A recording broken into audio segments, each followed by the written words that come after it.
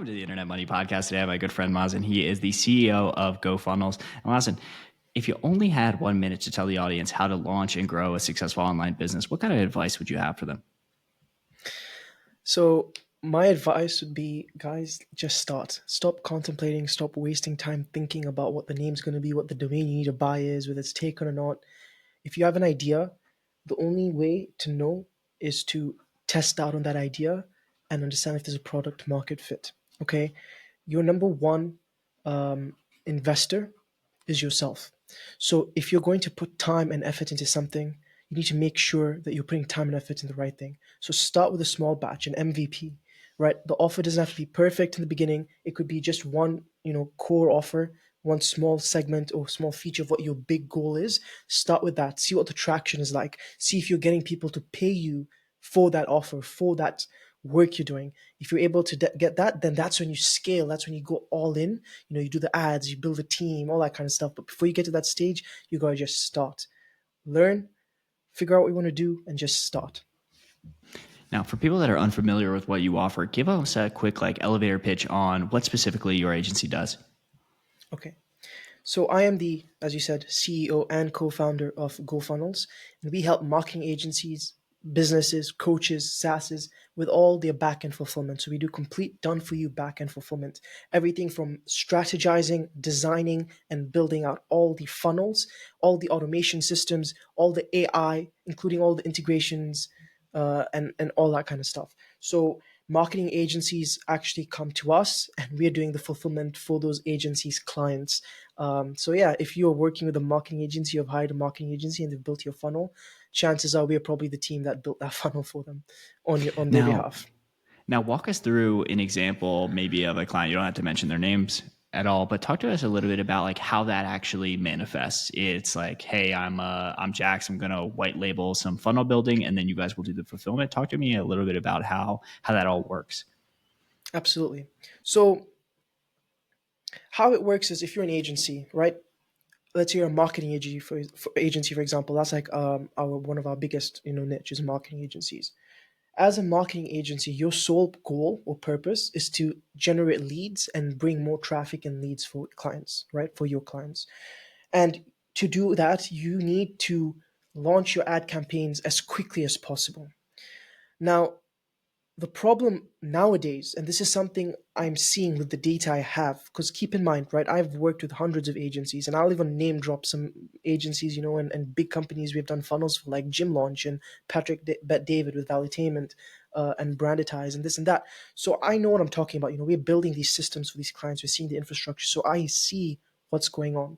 And what goes on right now is just selling ads or you're doing lead gen is not good enough. Okay. Everyone and their mother and their grandmother is doing that. You need more. What can you do? You need to be more done for you. So other than just running the ads, you need to be building infrastructures for these clients. I'm not only going to run your ads for you, but I'm going to give you the entire infrastructure. I'm going to build your funnels out. I'm going to build your automation systems out. I'm going to build your AI chatbots out and all that kind of stuff.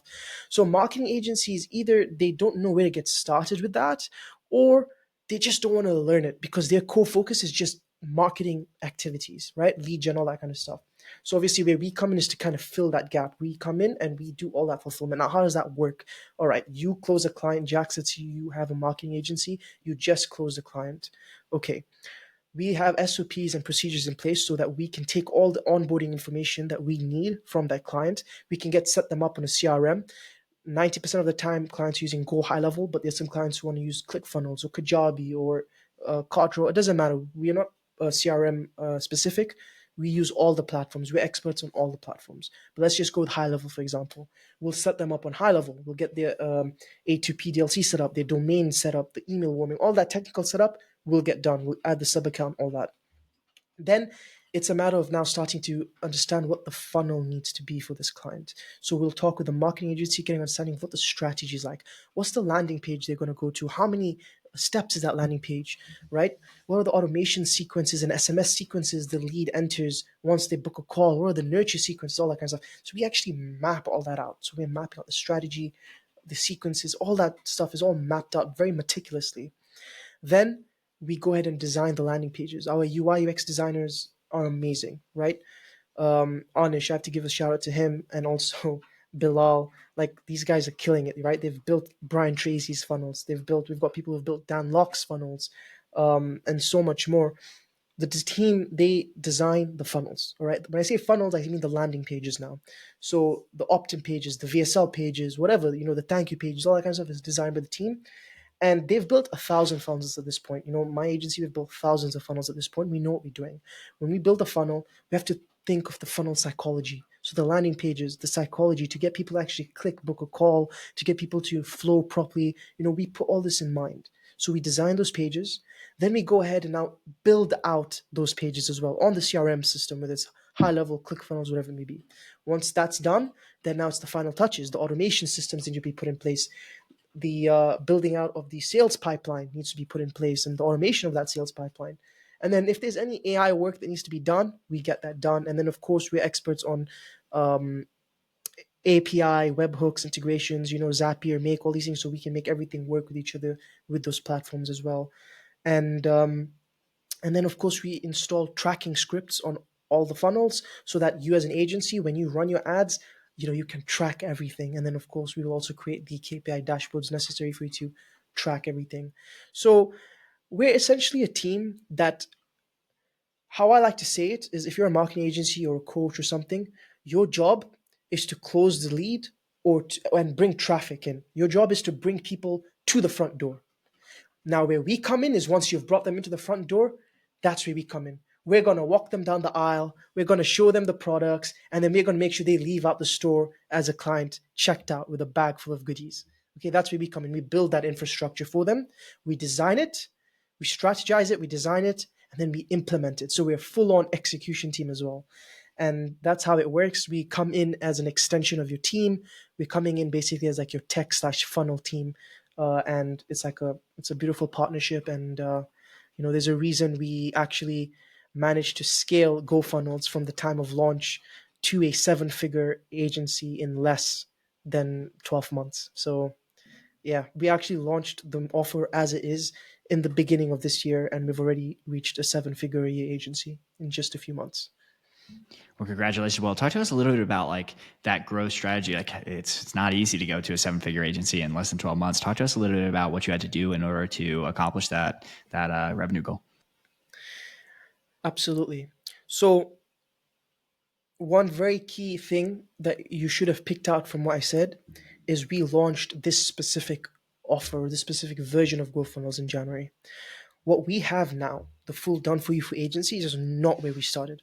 GoFunnels as a concept, as a something that I and my co-founder, who's actually my brother, wanted to do, is very different from what it has become now. Okay, what happened is a lot of trial and error, a lot of testing. Okay, and this goes back to creating an offer, how you position yourself, how you create an offer, and it also goes back to what I said in the beginning, that if you are someone trying to get in to make money online or in the digital world, you need to just start. Why? When we first launched GoFunnels, we were charging like $5.99 a month, and we'll build unlimited funnels. Like, it was some crazy unsustainable offer. Okay, and what happened is we tried different attempts, we tried different approaches, different angles, failed a lot. Like the first year since conception of GoFunnels, a lot of money lost, a lot of costs, a lot of nothing happening, right? A lot of just 5 to 10K months. Never break. Like, I think for the first year, we never passed 10K months. And then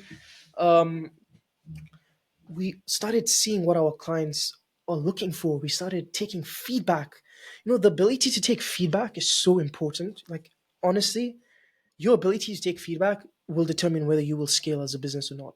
Because if you're so biased and you do things and create your offer and that's it, it's that way or the highway, bro, nothing's going to happen. You need to look at the market. You need to understand your customer. So have regular calls with them, understand their complaints. Is what they're complaining about reasonable? If it is, fix those complaints, and then also invest in your business. In the beginning, in the early days, the reason why we were breaking even or making losses is because all the money we made was going back into the business. We would build the infrastructure, get the team right, get the SOPs and the procedures and all that in place. What we were doing is we were building a machine, and all we need to do is turn the tap on and let the water flow, and that machine would just crank out and like go crazy. So that was what the first year was. It's understanding who our clients were, adjusting the offer here and there, and building the infrastructure of the business, and investing back into the business. And that's what ended up being the offer that GoFunnels is now, after countless trial and error. So kind of going back to the point we made earlier, why you should just start quickly. If there was person A, okay, this is a person who spent 3 months crafting the perfect offer, or what he thinks is the perfect offer, okay? And then you have person B, who has the same kind of offer and ideas as person A, but they don't spend 3 months crafting the best offer. They spend a week coming up with something, all right, just something similar, or something like MVP, minimum viable product, and then they go to market straight away. Who do you think will do better in 3 months' time? Person Person B. A or person B? Person B, absolutely. Why? Because person A spent 3 months coming up with an offer, positioning it in a way that he thinks is the best way, and there's some biasness towards that. And then when he goes to market, maybe he'll get hit hard, smack dab. I mean, look, sometimes it's the case that it's perfect, but these are very, very rare occurrences, okay? I'm talking about in general, all right? You're not going to be someone that just launches a product and becomes a millionaire tomorrow. Whatever you see on YouTube, these stories, these are like 1 in a million, and there's always something behind it, but whatever. Um, he'll launch after 3 months. He'll get hit in the face, as Mike Tyson said. Everyone has a plan to get punched in the face. He'll get hit in the face and see that, you know what, this is not what the market wants. Or I was too biased with something. The research I did was too biased, or the ideas, whatever. That's 3 months of hard work. Now he has to go back to the drawing board. Whereas with person B, he launched month one, he launched an MVP or like something, right? An offer. He started getting feedback. He started losing. He started getting losses. He started getting failures. He was doing bad in his sales calls. He was not understanding what's wrong. But then he realized he needs to make change. Month two, he tweaks things up. He gets better at doing sales. He's better at more confident at closing. Maybe he's closed the first one or two clients. He's built a bit of confidence.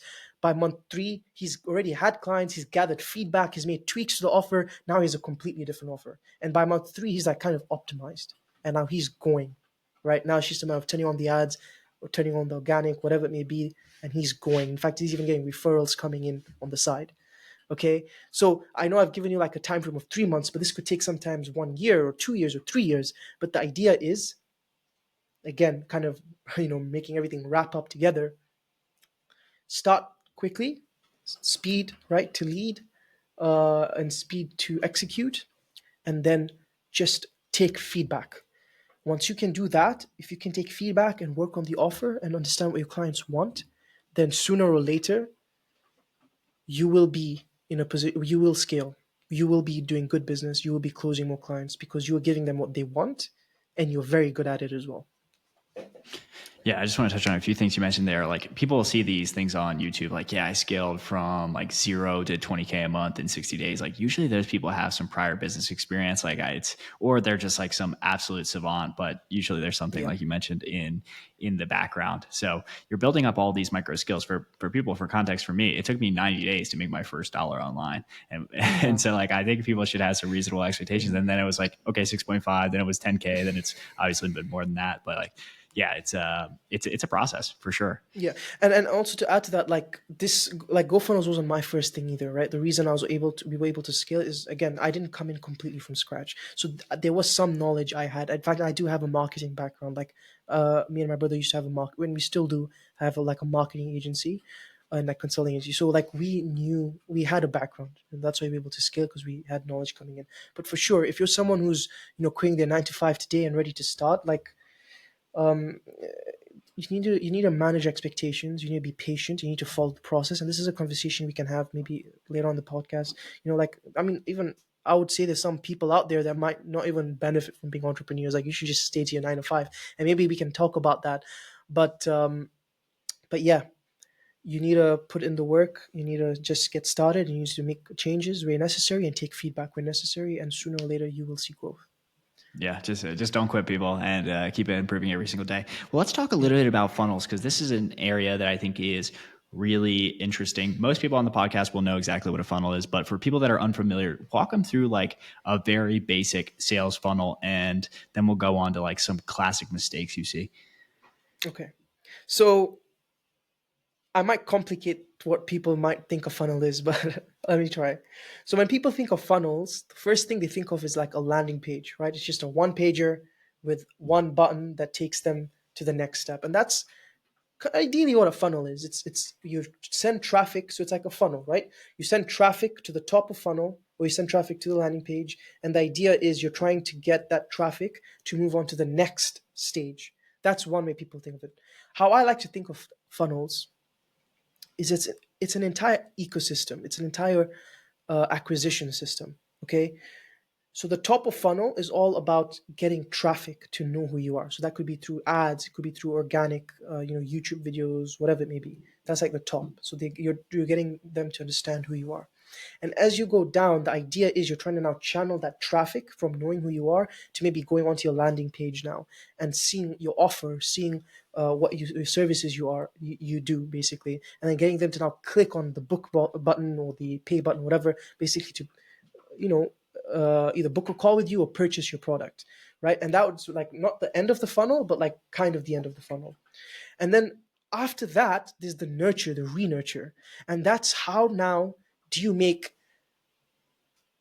previous or existing clients give you more money.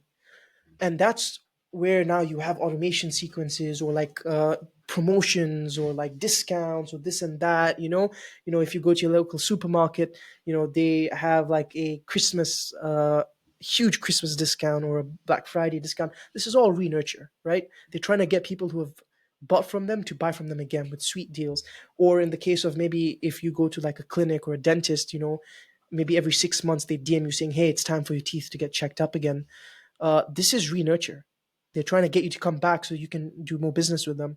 So that's what a funnel is. The funnel is essentially getting people into your entire ecosystem, where you get them from a cold lead who don't know anything about you and slowly trickle them down until they actually give you money. And then it's a loop where they keep giving you money, either through retainers if you're an agency, or through purchasing with you multiple times if you're like a brick and mortar, or like um, like one-offs, things like that. If you're a product instead.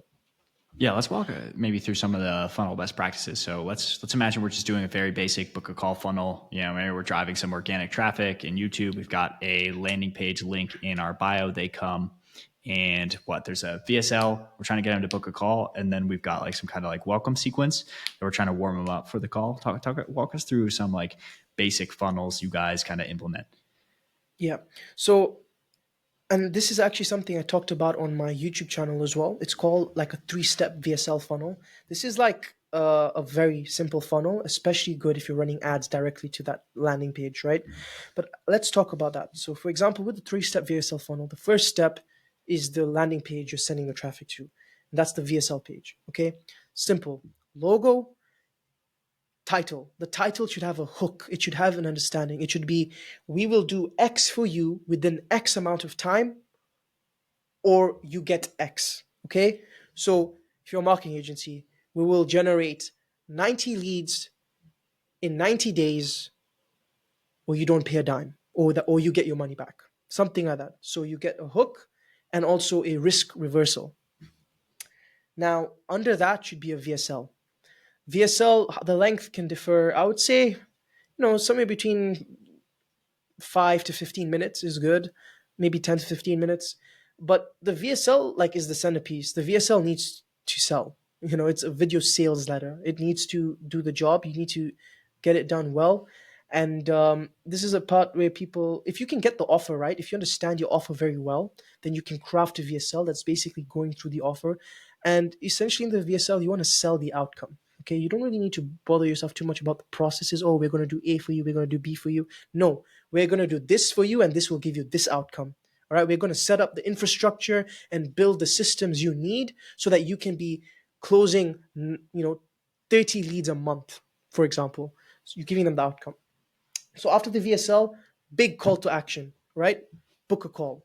Big, bright call to action right in their face. Book a call, schedule a call, whatever it may be. Now, some people end there, okay, and that can work if your VSL is like really good and maybe like it's good enough for them and they want to go. Or maybe if you're like in the middle of funnel, so let's say they know about you already, maybe like they've interacted with the YouTube video views or they've seen your posts on Instagram, so they kind of know who you are. and then like this VSL just helped push them over. So yeah, you can then end it there. But what I would recommend is after like the button, now you need to have some kind of credibility. And this is actually really important, credibility. Testimonials, screenshots of clients messaging you saying how happy they are with you, video testimonials. You know, if you can get your clients to record a video saying how amazing they are with you. You know, you were talking to me earlier about before we entered this podcast. If you look at like our funnel, we have one of our clients who literally says, "These are the best guys we've ever worked with. If you don't like working with them, here's my number." And he actually says out his number on the testimonial, and it's like, "If you don't like working with them, I will personally give you $100." Like, what a powerful VSL! Like, what a powerful testimonial, right? Like you'd be thinking, damn, this guy just put his number out there and is offering me $100 if I don't like working with these guys. Like we need to check them out, right? So put like a logo list of the clients you've worked with, you know, things like that. And then once you, so you do that. So you have the header, the VSL, call to action, credibility. That should be enough. Once they book a call, obviously the next stage is the book call page. So that's usually the calendar. And then this is an important stage because you want to qualify the leads in the calendar, okay? You want to, in the calendar, have a few questions, right? What's your, you want to obviously get the email and the phone number. Email because you send them an invite. Phone number you want to get so you can have their number so you can add them into like SMS automation campaigns to like re-nurture them or send them reminders. Or use AI agents and AI bots to reach out to them and try and qualify them, things like that. Or you can just qualify them on the calendar by adding different questions like how much revenue do you guys make per month? You know, do you do 0 to 10K, 10 to 25, 25 to 50? Let's say you don't want to work with anyone who's doing less than, uh, you know, 10K. So if they check 0 to 10K, now they're disqualified leads. So now you understand, okay, this is a disqualified lead. You don't want to waste your time talking to them. So maybe you can send them an email, saying, or you can send them a text message, which can also be automated. You know, we have systems now that just automate all these things. You don't have to actually do anything, but it basically tells the lead that, you know, we're not going to continue with you because you're not in the threshold we want to be in. So you qualify the lead in the booking page. They choose the time, they get qualified, whether they're the right fit or not. And then it's the thank you page after that. Now, in my opinion, the thank you page is extremely, extremely important, right? It will determine whether the lead joins the call or not. And in the thank you page, again, you know, simple header, thank you for booking or booking successful. And then how I like to do it is I like to have two important things. The first thing is like an image, which is like basically, sometimes when you go to like Gmail, and you see an email and you click on it, sometimes it says at the top, this email looks suspicious. And then you have to click not spam, right? So it's like a screenshot of that. And it says, go to your email right now and click on my email, not spam. Because you've just done this, you know it's legit. Just click on my email, not spam, if it does show up. Now, what does this do? First of all, what this does, it makes people click not spam on your inbox, on your email. So any emails you send in the future for nurture campaigns or email blasts, they'll all go in the inbox, right? The second thing, obviously, the more people that click not spam, Google will see that actually this is a legit email, so they're not going to flag it, or there's a less likely chance it's going to go to the spam box. So that's one reason. And then obviously the next reason is so they can actually accept the invite. So you'll also tell them, make sure you accept the invite straight away so it shows up on the calendars accepted. After that is a thank you video.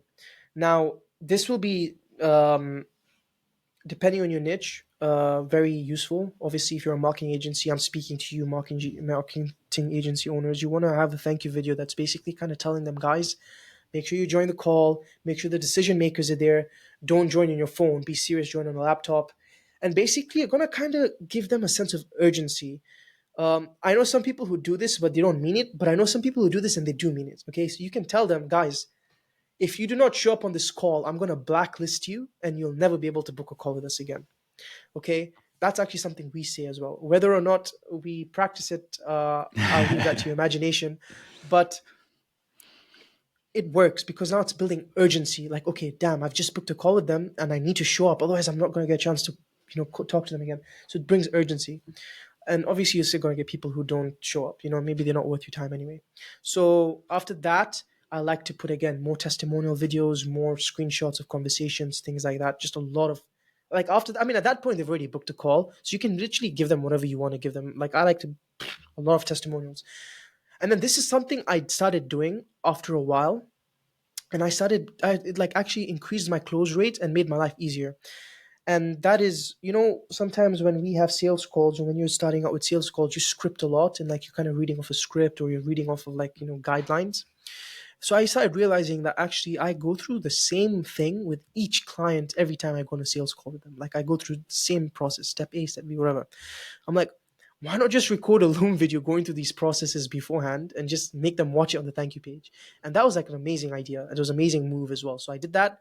So like rather than taking the initial 5-10 minutes going through the same process with each client like I would do, they just have to watch the video in the thank you page, right? And when we jump in the call, now not only are my sales calls much shorter, they already understand the process. We can talk more nitty gritty. We can talk more of the the finer details, and break down more really like relevant things the client needs depending on their context. So because of doing this, like there are times when I've jumped on a call and the client is like, man, I watched the process video, it's perfect, it's everything I'm looking for, let's work. And like they pay me on the call. Like I think my fastest sales call I've ever done was like literally like 5 minutes or something, and like, or like 6-7 minutes, and like they paid and they were ready to go, right? So yeah, and if you're having shorter sales calls, you're able to have more in a day, close more. So that's what the three-step VSL funnel is, right? The first VSL page, the thank you page, and then the thank you page. The VSL page, the booking page, and the thank you page. Yeah, it's And it's then in the very background, interesting. you'll have the automation systems as well, to like nurture those leads, send them reminders, things like that. So okay, let's imagine they close now, and then Mhm. you talked about kind of the what would you call it, like the re-engagement or trying to upsell Renurture, yeah. process. Talk to us a Mhm. little bit about that. Yeah, so again, it depends on like what your service is, right? If you're a product or if you're a service, it depends on like your arsenal. So there's a lot of people who, and you see this a lot with coaches, okay? They'll sell an ebook, right? Buy my ebook or even buy my course, okay? And usually they will get you in their system, the ecosystem, with a cheaper product or a cheaper digital product or a cheaper course, right? Not high ticket. The idea is they're trying to get you into the ecosystem, they're trying to get you into their funnel and make you spend money with them and then get value from that thing that you spent money with. And then what happens after that is you might know this yourself. You paid for a course or an ebook or something, and now you keep getting emails, here and there about another product or about something else or SMS. They're reaching out, they're re-nurturing you, they kind of activate you again as a lead. This is what we call upselling. So um, essentially you're trying to make them spend more with you, and this time maybe even purchase something higher ticket. And we see this a lot where people really run ads and get a lot of traffic on their front end offer, which is like the cheaper thing, the course or the ebook. But then in the back end, what you don't see in ads or this or that is a lot of automation is happening to get people to reinvest, buy the more expensive course, or join my mastermind for 3,000 a month, right? Or I've shown you what funnels are, I've shown you what marketing is. Now let me and my team build all this for you, completely done for you. Pay me 10K upfront, I'll build your entire marketing infrastructure. And then of course they're going to hire us to do that all for them. So yeah, so that's what upselling is. And even sometimes you'll see this, like if you're going to an ebook funnel and you're like purchasing the book, um, sometimes they'll say, okay, you're buying the book, would you like to add this extra course for like $100 more? That's upselling as well. You're trying to get as much money as you can. So yeah, people just do these things to upselling is essentially trying to get you to buy more. If you're in the system, if you're on the checkout, why not buy more? Amazon does this amazingly, amazing. In fact, I think there's like a study where they make like, I don't know what the exact number is. I think it's like 20 or 40% more money through upselling. That's basically when you go to the checkout page or you add something to cart, at the bottom is like, these three items are best sold together. Or people who bought that also bought this. And usually it's contextualized. It's a product that's relevant to what you just bought. So for example, um, if you bought a new phone, right, it'll be like these two items are sold best together. It's the phone and then maybe like a pair of wireless earphones or a pair or like a charger or something. And you're like, oh, it's only $5 for charger. Okay, fine, let me buy it. That's an upsell. So these are what upsell strategies basically are. And then there's actually downsells as well. Okay, so downsell is, let's say your main offer is, I'm a coach. My main offer is complete done for you service where I'm going to basically give you access to my course. And then I'm also going to build your entire marketing infrastructure and your entire, your entire funnels and everything like that. And then obviously they'd hire us to do that for them. But then there's some people that don't want to pay the 10K up front and get that stuff. They just want access to the course maybe, or they don't have the 10K. So now a downsell is like, okay, fine, we want to help you, we want you to learn whatever, we won't do the done for you stuff, but we'll still give you access to our course at a much less price. So instead of paying us 10K for everything, here, pay us 500 and have access to our course. So that's a downsell. So now rather than losing the client completely, at least make some money from the client. So at least you've now downsold them, you've made something from that client. Even if it's a little, it's more than you would have made otherwise. And yeah. And then talk to us a little bit about, because I'm sure people are like, dang, this all sounds really complex and I don't want to set this up myself. Like, where can they find you guys in order to like work with you and get some of these funnels implemented? Absolutely. So the first thing I would say is, obviously, because we work with like businesses and agencies, like if you're someone who's getting started, like go to YouTube, okay, and search things. YouTube has things for you. Go to my YouTube channel, okay, and search up, because I'm posting all the strategies and the builds and this tech, funnels, automation systems. I'm posting what we're doing for our clients that's making them millions. I'm posting it. Learn from that. If you're an agency or someone who has seen and you know what to do, but you don't have the time to do it, you want that team that's just going to implement everything, then yeah, go to my website, gofunnels.io, and just book a demo call with me. I'll be the one you speak to, right? No middlemen, no gatekeepers. You're gonna have a one-on-one conversation with me, and I will see how we can help your agency so we can fulfill all your clients. And listen, if you are a coach or someone who doesn't have clients but you want us to just do your initial funnel builds or your automation builds just for your business, reach out as well. We can help you with that as well. Awesome. Well, I know people that will definitely take you up on that offer as well. And guys, if you don't show up to the call, you may or may not be blacklisted. But let's get Yeah. into some of the rapid fire questions. And we have one rule on the rapid fire questions is that you can't recommend Hermosi. We all love Hermosi here, but it's like rating somebody a girl a 7. It's like it's not very helpful. So, Yeah. what's one business book you recommend to the audience? Atomic Habits is good. Atomic Habits. Is there a like a make money online guru that you think is particularly good that's not named Alex Hermosi? Very big on What's one of the biggest mistakes you see in funnels? the biggest mistake I see in funnels is, can I give two? Yeah, absolutely. Okay. The first one is not A/B testing. Okay. So what I mean by A/B testing, creating 2 or 3 variations of the funnel and running traffic to all of them to see which one converts better. You never know. It could be something small like just the heading being different, or instead of a VSL, it's a picture, whatever. So you need to A/B test to actually see which converts better. Then you put all the traffic into that funnel. The second thing is building a funnel without funnel psychology in mind. So you just make a page. You don't know where the buttons go. You don't know where this goes, the sections, all that kind of stuff. So you just kind of making a page. you need to build it in a way that it flows, right? It should flow. It should tell a story, right? It should have a story. It should flow. It should make the person actually want to click the button so they can book a call with you. So those are the two: the design and the